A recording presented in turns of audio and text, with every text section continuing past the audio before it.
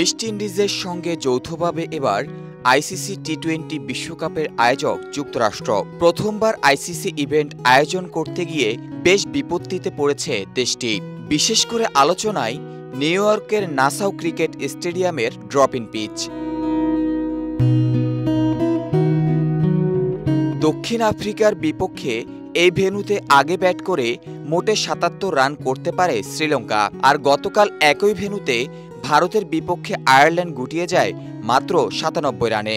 বিশ্বকাপের মতো আসরে প্রতিটি ক্রিকেটারই চায় নিজেদের সামর্থ্য প্রদর্শন করতে, কিন্তু উইকেট যদি সহায়ক না হয় সেক্ষেত্রে সব প্রচেষ্টা মাঠেই শেষ।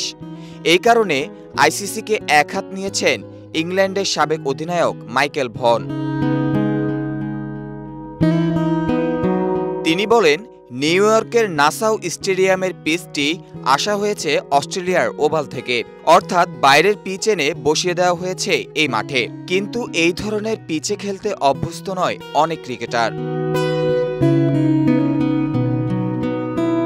এদিকে অচেনা কন্ডিশন, আবার অন্যদিকে ড্রপ-ইন পিচ, সবকিছুই ব্যাটারদের বিপক্ষে। এরই মধ্যে এই উইকেট নিয়ে নিজেদের অসন্তোষ জানিয়েছেন খ্যাতিমান ভারতীয় ধারাভাষ্যকার হার্ষা ভোগলে, সাবেক ইংল্যান্ড কোচ অ্যান্ডি ফ্লাওয়ার, দক্ষিণ আফ্রিকার Faf du Plessis, Wasim Jaffer এবং ইরফান পাঠান। এবার আইসিসির সমালোচনায় যোগ দিলেন মাইকেল ভন।